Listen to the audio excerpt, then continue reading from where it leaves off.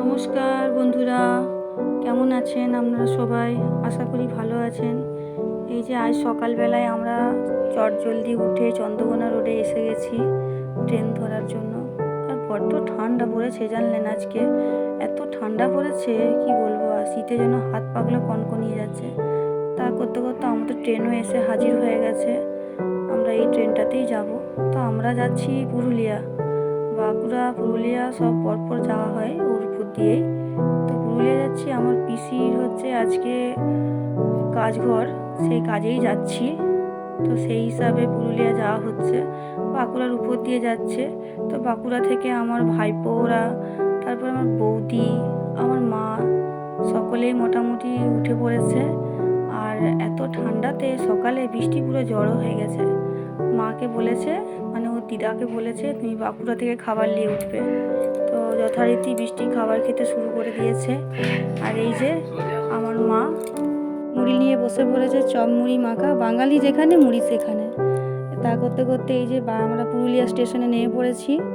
তারপরে এত ঠান্ডাটায় সবাই দেখছি বাবা জড়ো হয়ে গেছে ঠান্ডাতে। যাই হোক, আজকে একটু রোদটা দেখা দিয়েছে, কারণ এই কদিন তো রোদের মুখই দেখা যায়নি। আর এখানে যেমন ঠান্ডা তেমন গরম।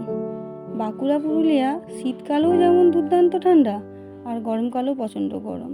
তো যাই হোক, ট্রেন থেকে নেমে পরে প্ল্যাটফর্ম দিয়ে নিচে নেমে এসেছি।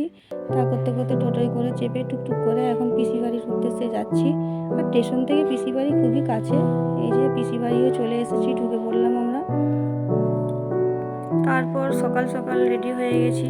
এবারে আমার পিসি বাড়িতে একটা জিনিস কি, পুজো বাড়ি বা শ্রাদ্ধ বাড়ি প্রতিটাতে ওদের খুব আনন্দের একটা মেজাজ থাকে। আসলে সবাই একসঙ্গে আজ জড়ো হয়েছে। এই যে খাওয়া দাওয়া আরম্ভ হয়ে গেছে। এখানে একটা জিনিস খুব ভালো লেগেছে, শাল পাতার উপর খাওয়া, কাঁচা শাল পাতার উপর। আর সব থেকে একটা খাবারের মধ্যে খুব ভালো লেগেছে আমার রসগোল্লাটা। তারপর খাওয়া দাওয়া সেরে এই যে বাড়িতে এসেছি।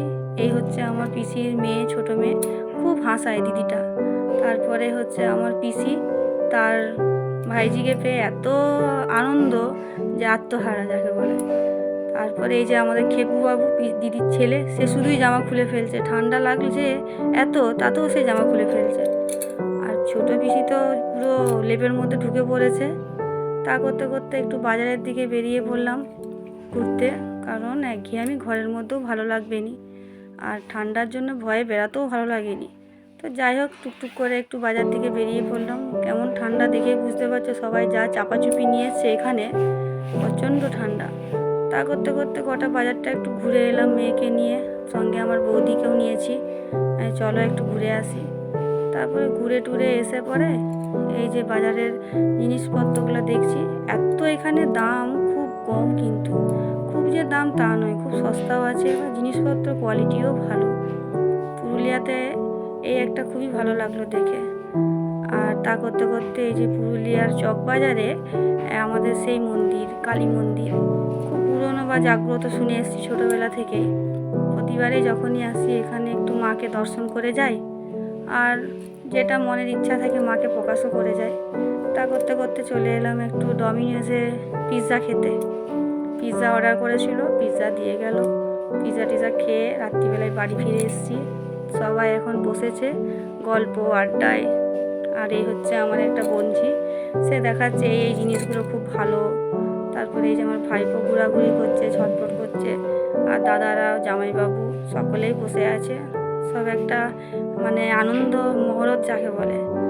যাই হোক, খুব ভালো কাটলো দিনটা। তো বন্ধুরা, যদি আপনাদের এই ব্লগটি ভালো লাগে নিশ্চয়ই লাইক, শেয়ার, কমেন্ট, সাবস্ক্রাইবার করবেন।